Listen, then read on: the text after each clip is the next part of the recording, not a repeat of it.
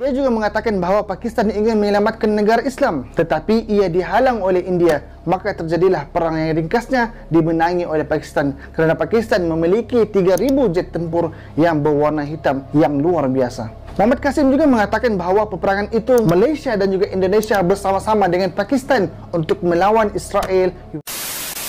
Adakah betul Imam Mahdi dah ada sekarang dan orang itu adalah Muhammad Qasim? Kita akan share dalam video kali ini, jadi tengok video ini sampai habis.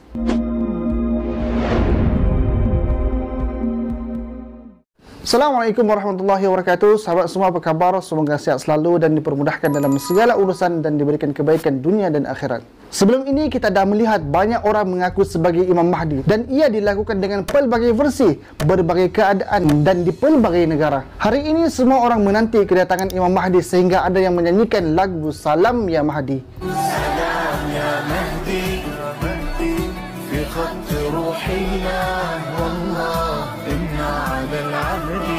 Tapi yang tu versi Syiah lah. Dek, kerana kita inginkan seseorang pemimpin yang membawa umat Islam kepada kebenaran, membawa kepada keselamatan, yang akan berhadapan dengan fitnah besar, iaitu Dajjal, Ya'juj wa Ma'juj, musuh-musuh Islam dan sebagainya. Maka sebelum ini dan pada hari ini ada juga yang mendakwa bahawa Muhammad Qasim bin Abdul Karim adalah Imam Mahdi, disebabkan mimpi-mimpi beliau yang terkait dengan akhir zaman dan kedatangan Dajjal. Muhammad Qasim ni bermimpi dengan waktu yang panjang kerana hampir tiap malam dia bermimpi dan ingat semua mimpi itu, dan dalam mimpi itu dia dipanggil sebagai "Wahai Qasim anakku" oleh Rasulullah. Dan dalam mimpi itu juga dia melawan Dajjal, dia berlawan dengan Ya'juj dan Ma'juj dan berjumpa bersama dengan Nabi Isa AS. Kita akan ceritakan apakah mimpi beliau dan betulkah beliau Imam Mahdi. Jadinya harap semua tidak membuat sebarang andaian dulu sehinggalah tengok video ini sampai habis, sebab takut akan salah faham nanti. Kita akan sama-sama bagi kesimpulan pada akhir video. Sebelum kita mulakan, sediakan posisi yang ternyaman untuk menonton video kali ini kerana video ini panjang sedikit. Jadi mari kita mulakan.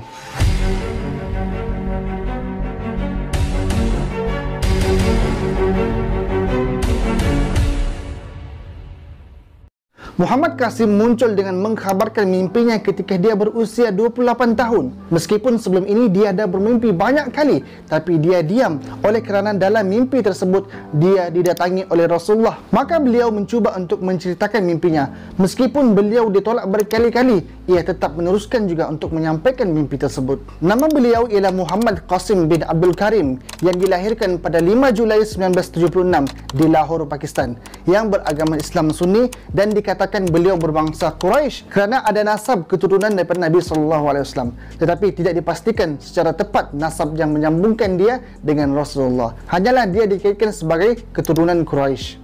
Muhammad Qasim ni dia bermimpi tentang akhir zaman sejak tahun 1980-an lagi. Kiranya sejak dia kecil lagi dah bermimpi dan mendapat pengkhabaran daripada mimpi tersebut. Yang hebatnya semua mimpi itu dia ingat dan dapat ceritakan semula sampailah ke hari ini. Dalam banyak mimpi itu dia telah melihat masa depan umat Islam, keadaan akhir zaman, masa depan Pakistan dan peristiwa-peristiwa yang akan terjadi sebelum hari kiamat yang nanti kita akan bahaskan juga sebagai mimpi Muhammad Qasim yang berkaitan dengan kita. Pertama sekali, sumber kita sebagai orang Islam adalah Al-Quran, iaitu kalamullah, dan sunnah, iaitu hadis Nabi SAW daripada segi ucapan, perbuatan, keadaan pada zaman Rasulullah. Bukanlah melalui mimpi, tetapi kita kena tahu juga bahawa ada mimpi yang dijadikan petunjuk kepada seseorang, seperti mana yang berlaku kepada Nabi Ibrahim, yang mana diperintahkan untuk menyembelih anaknya, iaitu Nabi Ismail. Ianya datang melalui mimpi sebagaimana firman Allah Subhanahu wa taala dalam Al-Quranul Karim, qala ya bunayya inni ara fil manami anni azbahuka fanzur maza tara. Yang bermaksud, wahai anakku, sesungguhnya aku bermimpi bahawa aku menyembelihmu. Fikirkanlah apakah pendapatmu. Maka jawab Nabi Ismail AS, wahai ayahku, lakukanlah apa yang diperintahkan Allah kepadamu. InsyaAllah engkau akan mendapatiku termasuk orang-orang yang sabar. Maka ayat ini menjadi dalil untuk ibadah korban kerana Allah memerintahkan kepada Nabi Ibrahim melalui mimpi. Maka ayat inilah yang menjadi dalil kepada ibadah korban. Begitu juga dengan azan yang ada sekarang ini adalah berdasarkan mimpi serentak daripada sahabat, iaitu Abdullah bin Zaid dan juga Sayyidina Umar Al-Khattab. Walaupun pelbagai cadangan untuk memanggil azan, tetapi kita melakukan azan dengan kalimah Allah, bukan dengan lonceng, bukan dengan trompet dan sebagainya, kerana ianya disebabkan oleh mimpi para sahabat dan dipersetujui oleh baginda Nabi Nabi SAW. Dan berkaitan mimpi juga, Rasulullah SAW telah bersabda daripada Anas bin Malik radhiyallahu anhu, Rasulullah juga bersabda, "Ar-ru'yal hasan lis-salih juz'un min 46 juz'a min nubuwah." Yang bermaksud, mimpi baik yang berasal daripada seseorang yang soleh adalah satu bahagian daripada 46 juzuk kenabian. Kiranya mimpi ini ada yang merupakan petunjuk kepada sesuatu, lebih-lebih lagi bila di akhir zaman ini. Ramainya orang yang berdusta, mereka yang khianat diangkat menjadi pemimpin, mereka yang benar dan jujur dilabel sebagai pendusta. Tetapi mimpi orang yang beriman ada disebutkan dalam hadis Nabi SAW. Yang bermaksud, apabila telah menghampiri zaman, mimpi seseorang yang beriman itu hampir tidak dusta. Dan mimpi orang yang beriman itu satu bahagian daripada 46 bahagian kenabian. Dan Rasulullah juga menjelaskan tentang mimpi bagi orang yang benar. Sebagaimana sabda baginda Nabi, yang bermaksud, orang yang paling benar mimpinya adalah orang yang paling benar lidahnya. Rasulullah telah menjelaskan jenis-jenis mimpi yang dialami oleh seseorang Muslim. Hal ini dijelaskan dalam sebuah hadis, sebagaimana hadis Nabi SAW yang bermaksud,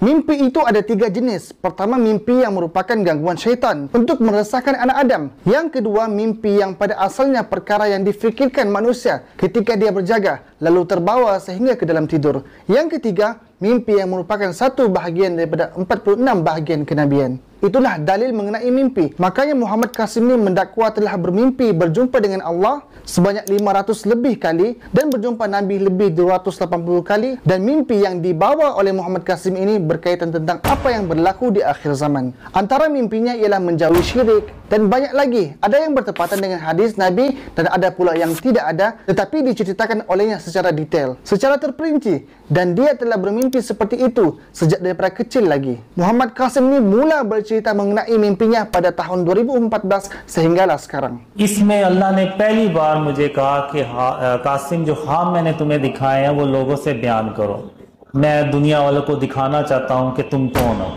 Dalam mimpi Muhammad Qasim itu, dia adalah Imam Mahdi. Sebagaimana yang dia cakapkan, aku melihat mimpi ini pada 10 April 2015. Nabi Muhammad SAW menyapaku dan berkata kepadaku, anakku Qasim, sebelum hari penghakiman 4 tanda besar kiamat akan muncul. Lalu beliau berkata lagi, tanda besar pertama adalah kemunculan dirimu, anakku Qasim, iaitu Imam Mahdi. Dan kedua, turunnya Dajjal. Yang ketiga, turunnya Nabi Isa. Yang keempat, keluarnya Ya'juj dan Ma'juj. Antara mimpi Muhammad Qasim ialah akan berlakunya Perang Dunia Ketiga, di mana jatuhnya kepimpinan Islam di Turki dan negara Turki juga bergolak. Bila Turki dah jatuh, maka Israel terus aktif untuk menguasai Al-Aqsa. Mereka membina bangunan di atas Masjid Al-Aqsa untuk menerima kedatangan Dajjal. Sebab mereka telah lama menanti kedatangan Dajjal kerana mereka adalah pengikutnya. Pada waktu itu juga USA menyatakan sokongan penuh kepada Israel. Umat Islam hanya mampu untuk buat demonstrasi di atas jalan sahaja. Malah mereka datang ke Timur Tengah untuk menguasai dan mengambil tanah Arab. Rusia tidak mahu Amerika berkuasa, maka Rusia berperang dengan Amerika Israel di negara Arab, sehinggalah menghancurkan dan membuatkan banyak umat Islam terkorban. Dia juga mengatakan bahawa Pakistan ingin menyelamatkan negara Islam, tetapi ia dihalang oleh India. Maka terjadilah perang yang ringkasnya dimenangi oleh Pakistan kerana Pakistan memiliki 3,000 jet tempur yang berwarna hitam yang luar biasa. Muhammad Qasim juga mengatakan bahawa peperangan itu Malaysia dan juga Indonesia bersama-sama dengan Pakistan untuk melawan Israel, USA dan juga Rusia. Setelah kemenangan berpihak pada Islam, maka keluarlah Dajjal dan berlakulah peperangan pula antara Muslim dengan Dajjal yang diketuai oleh Muhammad Qasim ini. Di dalam mimpi tersebut, dia menggambarkan yang tinggi Dajjal sekitar 6 kaki dan 1 atau 2 inci, dan Dajjal ini memiliki wajah yang kejam dengan kulit coklat yang gelap, wajahnya bercukur dan ada tahi lalat di pipinya. Dajjal memiliki rambut hitam agak kerinting dan dia sangat mirip dengan orang Asia Selatan ataupun Timur Tengah pada umumnya. Dajjal memiliki tubuh yang berotot, tetapi aku tidak melihat satupun daripada matanya yang menonjol keluar. Aku tidak tahu apakah salah satu matanya buta ataupun tidak. Namun dia memiliki kemampuan untuk merubah bentuk tubuhnya sehingga dia dapat menampilkan penampilannya apapun dan siapapun yang diinginkannya. Dengan kemampuan ini juga ia dapat tampil dengan pelbagai rupa. Itulah mimpi Muhammad Qasim mengenai Dajjal. Sahabat semua, adapun mengenai peperangan itu sebenarnya ada di dalam hadis Nabi tentang peperangan akhir zaman yang mana tentera Muslim melawan Dajjal. Bagaimana sabda Rasulullah yang bermaksud, kalian akan perangi Jazirah Arab sehingga Allah menangkan kalian atasnya. Kemudian kalian perangi Parsi sehingga Allah menangkan kalian atasnya. Kemudian kalian perangi Rom sehingga Allah menangkan kalian ke atasnya. Kemudian kalian perangi Dajjal sehingga Allah menangkan kalian ke atasnya. Maka peperangan terakhir adalah melawan Dajjal. Muhammad Qasim ni juga memberitahu bahawa Dajjal selalu mencarinya dengan Dajjal menyamar dengan pelbagai rupa, hanya cuba untuk mendekati Muhammad Qasim dan ingin membunuhnya. Makanya Muhammad Qasim ni pun larilah dan bersembunyi sehinggalah satu ketika bahawa dia berlawan dengan Dajjal, berhadapan dengan Dajjal. Secara ringkasnya, dia tidak dapat mengalahkan Dajjal disebabkan Dajjal terlalu kuat dan Dajjal sangat mudah untuk menakluki dunia kerana dia ada kekuasaan. Sahabat semua, dalam mimpi Muhammad Qasim ni panjang dan banyak, tetapi dalam video ini saya akan cerita mengenai akhir zaman sahaja yang terdapat dalam mimpi Muhammad Qasim. Setelah dia tidak dapat mengalahkan Dajjal dan Dajjal hampir sahaja membunuhnya, tetapi dalam mimpi tersebut Muhammad Qasim diselamatkan oleh satu cahaya yang membuat Dajjal pengsan sekejap. Ketika Dajjal terbangun kembali, maka dia mengira telah membunuhku. Lalu Dajjal kembali kepada Muslim dan memberitahulah kepada orang Muslim bahawa Dajjal telah pun membunuh Muhammad Qasim.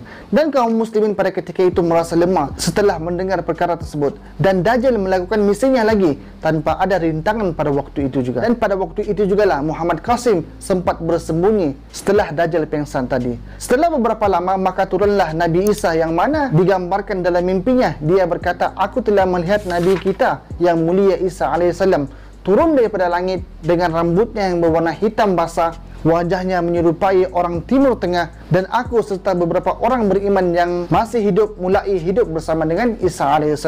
Setelah Allah Subhanahu Wa Taala membebaskan orang-orang beriman daripada kemarahan Ya'juj dan Ma'juj. Berkaitan dengan Ya'juj dan Ma'juj ni, Muhammad Qasim mengatakan dalam mimpinya, mereka terlihat seperti gorila kerana badan mereka berbulu dan tidak dapat menjangkakan ketinggiannya kerana mereka bervariasi. Ada yang besar dan juga ada yang sederhana, tetapi mereka jauh lebih tinggi daripada rata-ratanya tubuh manusia biasa. Ini hanya contoh, Allah Subhanahu Wa Taala lebih mengetahui, katanya. Muhammad Qasim juga mengatakan bahawa Ya'juj dan Ma'juj ni memiliki kekuatan, stamina dan kecepatan yang luar biasa, dan mereka berlari dengan kedua kaki. Namun ketika mereka ingin melompat ke udara, mereka akan menggunakan keempat-empat anggota badannya, sepasang tangan dan kaki. Dan digambarkan juga Ya'juj dan Ma'juj ni berada di Kaukasus, di sekitar ngarai Dario atau pergunungan di perbatasan antara Kazakhstan dan juga Uzbekistan, atau mereka berada di satu tempat di utara Rusia. Dan gunung itu sangat tinggi, curam dan sangat susah untuk didaki. Dan antara gambaran yang dekat ialah Gunung Naga Parbat di Pakistan yang juga disebut sebagai Gunung Pembunuh.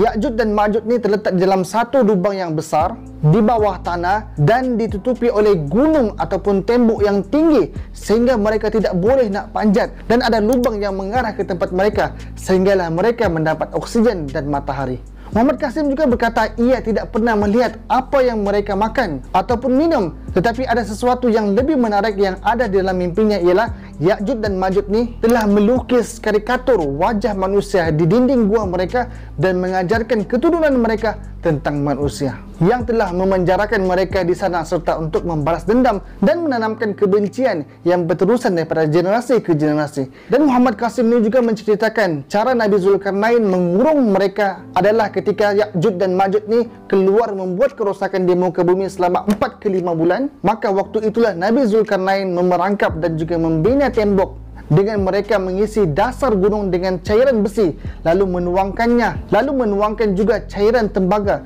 daripada puncak gunung agar semua celah-celah tersisa dapat diisi dengan sempurna. Ini adalah tugas yang sangat sulit untuk dilakukan, mengingatkan gunung itu sangat tinggi dan curam.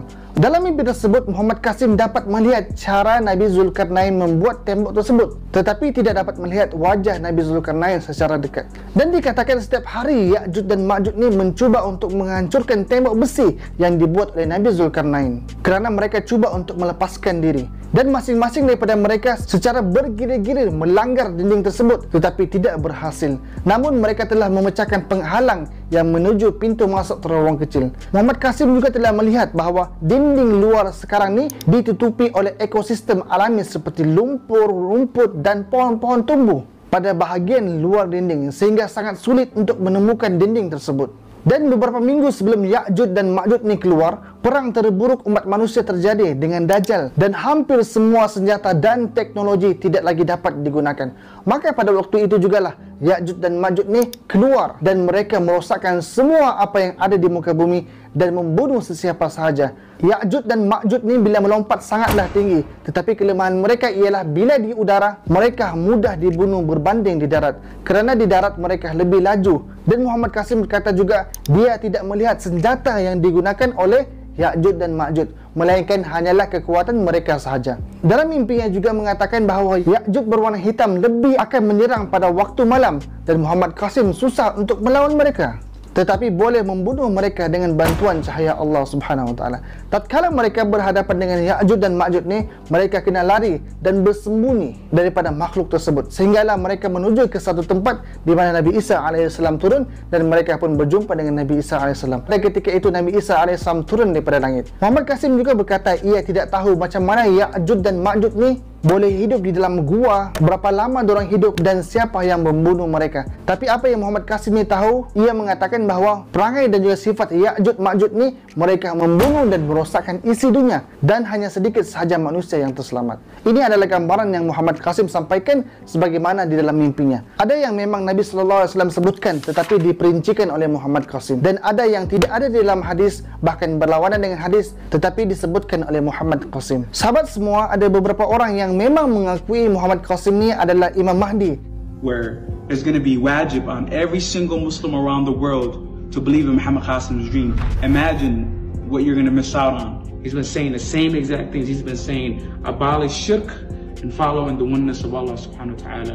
Dan dari mimpi beliau sendiri pun yang dah diterjemahkan ke dalam bahasa Melayu, yang mana bila kita baca dalam mimpi tersebut, watak yang Muhammad Qasim pegang, watak yang Muhammad Qasim ceritakan, dia berhadapan dengan Dajjal, berhadapan dengan Ya'juj dan Ma'juj, berjumpa dengan Nabi Isa, serta dia mempunyai kuasa cahaya untuk berlawan dengan Dajjal. Tetapi Muhammad Qasim tidak menyebutkan langsung watak Imam Mahdi, kerana dalam mimpi itu dialah Imam Mahdi. Meskipun begitu, kebanyakannya ustaz-ustaz masih lagi tidak mengakui bahawa Muhammad Qasim ni adalah Imam Mahdi, tetapi hanya sebagai mubasyirah, iaitu orang yang memberi kabar gembira, hanya sebagai mimpi. Walaupun ada pengikut Muhammad Qasim ni yang sengaja edit video AI dijadikan suara Mufti Menk mengakui bahawa Muhammad Qasim adalah Imam Mahdi. Yes, I'm saying Al-Mahdi has appeared, although he has not yet become a current leader, but he has emerged.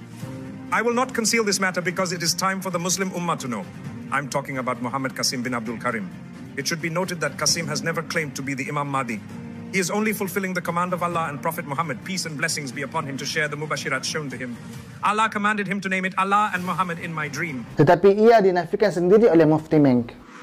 To let you know that a lot of people have been forwarding me some fake AI generated, artificial intelligence generated videos, meaning the audio on it is fake, and they've used videos to try and prove that someone is Al-Mahdi. And you know, like we as scholars, not just me, but quite a few scholars have endorsed this whole thing, and they are trying to really push that this person is Al-Mahdi. Usually when a person struggles with their mental well-being, as a Muslim, they begin to feel that they have these supernatural powers. They begin to feel that they are Al-Mahdi. I've come across more than 50 cases of people who really said, I'm Al-Mahdi. I remember when I was studying in Medina Munawwara, one of the guys took the microphone in the university, in the masjid, and said, Ana Al-Mahdi al-Muntadhar. This has happened in the Haram in Mecca as well. And you know, it's just, they're going through some really stress, you know, serious mental challenges and so on, and we pray for them, and inshallah I hope that Allah grant them cure. But the point being raised here is these people are gaining momentum, they're enjoying it. When they were engaged, they said we will continue to use artificial intelligence to prove that this guy is the Mahdi and his dreams or something he says is actually true. It is fake, it is false, it is laughable, it is ridiculous, it is absolute nonsense. Ini disebabkan ialah kalau Muhammad Qasim adalah Imam Mahdi, maka ia dah dibunuh oleh orang-orang Yahudi. Orang-orang Yahudi ini tidak akan membiarkan Imam Mahdi boleh ke sana ke sini membuat ceramah, upload video dekat YouTube dan sebagainya. Dan antara sebab kebanyakan agamawan tidak mengakui bahawa Muhammad Qasim ni ialah Imam Mahdi kerana hadis Nabi mengenai fizikal Imam Mahdi tidak sesuai dan tidak menepati dengan Muhammad Qasim. Kerana gambaran hadis Nabi mengenai fizikal Imam Mahdi tidak sama dengan apa yang ada sekarang pada Muhammad Qasim. Ulama telah menggariskan kepribadian Imam Mahdi adalah beliau merupakan seorang anak Adam, dahinya luas dan dan hidungnya mancung. Kedua-dua matanya bercelak, wajahnya bercahaya seakan-akan beliau adalah bintang yang menyinar. Dan di bahagian bahunya ada tanda seperti mana yang terdapat pada Rasulullah SAW. Warna kulitnya pula adalah warna orang Arab dan tubuh badannya seperti tubuh orang Israel. Umurnya 40 tahun dan dalam sebahagian riwayat 30 hingga 40 tahun. Akhlak Imam Mahdi menyerupai akhlak Nabi SAW. Umur Muhammad Qasim pada tahun 2024 ialah 48 tahun dan sekarang rambutnya pun dah berkurang, usia dah meningkat. Sedangkan kemunculan Imam Mahdi nanti sekitar 30 ke 40 tahun dan keadaan dunia sewaktu itu berada dalam kerosakan. Imam Mahdi adalah Muhammad bin Abdullah Al-Alawi Al-Hasani daripada zuriat Al-Hasan bin Ali bin Abi Talib. Dan mengenai kelahiran Imam Mahdi ialah pendapat yang paling tepat dan paling sahih yang diriwayatkan daripada Abu Nuaim bahawa Imam Mahdi dilahirkan di Madinah, bukan di Pakistan seperti mana Muhammad Qasim. Dan dalam kebanyakan mimpi Muhammad Qasim ni juga, dia sering menyebutkan bahawa Pakistanlah yang akan menguasai dunia. Kekuatan datang dari Pakistan, negara yang paling kuat dan paling sejahtera adalah Pakistan. Hampir kebanyakan mimpinya Pakistan yang kuat. Sedangkan dalam hadis Nabi, jika terjadinya kekacauan, peperangan dan tempat yang paling aman adalah Syam. Sebagaimana hadis Nabi SAW yang bermaksud, akan senantiasa ada sekelompok umatku yang menegakkan agama Allah. Orang-orang yang memusuhi mereka, tidak mahu mendukung mereka sama sekali, tidak akan mampu menimpakan bahaya terhadap mereka. Demikianlah keadaannya sampai akhirnya datang urusan Allah Subhanahu Wa Taala. Malik bin Yakhamir menyahut, Muaz bin Jabal mengatakan bahawa mereka berada di Syam. Muawiyah berkata, lihatlah, ini Malik menyebutkan bahawa ia telah mendengar Muaz bin Jabal mengatakan bahawa kelompok tersebut berada di Syam. Dan bila kita tengok map, Syam ini berada di atas dan yang paling dekat ialah Palestin. Dan orang-orang Palestin inilah daripada dulu sampai sekarang masih lagi terus berjuang melawan musuh-musuh mereka sehinggalah ke hari ini. Meskipun mereka dizalimi tetapi masih lagi kuat untuk bertahan.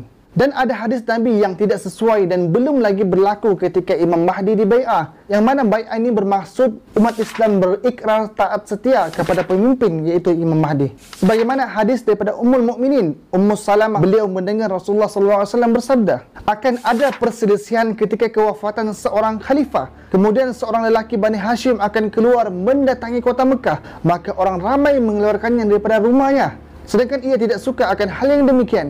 Kemudian mereka membai'ahnya di antara rukun Hajaratul Aswad dan makam Ibrahim. Dipersiapkan pasukan daripada Syam untuk menentangnya, sehingga apabila mereka sampai di Baida, mereka tentera daripada Syam ditenggelamkan dalam bumi. Beliau lalu didatangi oleh ahli dari Iraq dan para tokoh daripada Syam. Kemudian muncul seorang musuh di Syam mengumpulkan sanak saudaranya daripada suku Kalb bangkit menentang beliau dengan mempersiapkan pasukan melawannya. Mereka dihancurkan Allah dan bencana kekalahan ke atas mereka. Itulah hari yang digelar hari kekalahan Kalb. Al-Khaib, itulah orang yang tidak mendapatkan ghanimah Kalb. Al-Mahdi lalu membuka kunci ghanimah harta tersebut lalu mengagihkannya. Dan beliau menyebarkan Islam ke seluruh penjuru dunia. Dan mereka akan tinggal seperti itu selama 7 tahun. Dalam sabda yang lain, 9 tahun. Makanya daripada hadis ini memperlihatkan ramainya musuh-musuh menanti untuk membunuh Imam Mahdi. Dan Imam Mahdi akan dibai'ah setelah diperbaiki dirinya dalam 1 malam. Sebagaimana sabda Rasulullah SAW yang bermaksud, Al-Mahdi adalah berasal daripada golongan kami, Ahlul Bait. Allah akan memperbaikinya dalam 1 malam. Ibnu Katsir berkata perkataan yuslihu dengan maksudnya ialah Allah Subhanahu Wa Taala memberikan keampunan, membimbing dan memberikan ilham kepadanya serta memberi petunjuk kepadanya yang mana belum berlaku sebelum ini. Sebab itulah para alim ulama mengatakan Imam Mahdi tidak tahu dirinya adalah Imam Mahdi, melainkan setelah diperbaiki dirinya pada 1 malam. Jadinya kebanyakan ustaz-ustaz dan alim ulama masih belum lagi memberi sokongan dan bai'ah kepada Muhammad Qasim, sebabkan banyak lagi kelompongan dan perkara-perkara yang tidak menepati seperti apa yang disabdakan oleh baginda Nabi SAW. Dan tanda-tanda besar belum lagi berlaku. Meskipun begitu, kita tidaklah menolak apa yang dikatakan di dalam mimpi tersebut, di dalam mimpi Muhammad Qasim itu, sebab kita boleh jadikan sebagai pengajaran dan juga peringatan. Kerana apa yang ditekankan oleh Muhammad Qasim ini adalah agar manusia ini menjauhi syirik, menjauhkan diri daripada segala berhala yang boleh menyekutukan Allah Subhanahu Wa Taala dan menyuruh manusia ini bertakwa kepada Allah Subhanahu Wa Taala. Jadi kesimpulan daripada Muhammad Qasim ni adalah para asatiza alim ulama sekarang belum lagi membenarkan ataupun bersetuju bahawa Muhammad Qasim adalah Imam Mahdi disebabkan banyak perkara yang tidak selaras dan belum berlaku lagi. Jadi begitulah kesimpulan mengenai Muhammad Qasim dan juga Imam Mahdi. Maaf salah silap atas keterlanjuran bicara. Semoga video kali ini dapat memberikan pencerahan dan manfaat kepada kita semua. Jika anda tidak setuju dan sebagainya, boleh komen pendapat anda di bawah. Jadi cukup sekadar itu sahaja. Jika video ini bermanfaat, share sekarang. Assalamualaikum warahmatullahi wabarakatuh.